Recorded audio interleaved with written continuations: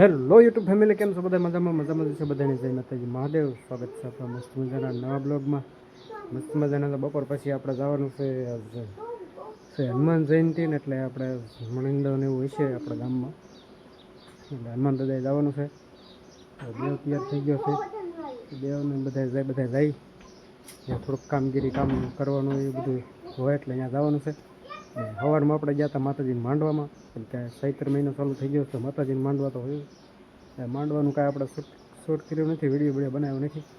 તો અત્યારે ચાલુ કર્યો છે. અત્યારે જવાનું છે હનુમાન દાદાએ. તો મસ્ત મજાના ઉપડ્યું હનુમાન દાદાએ. દર્શન કરાવું તમને હનુમાન દાદાના.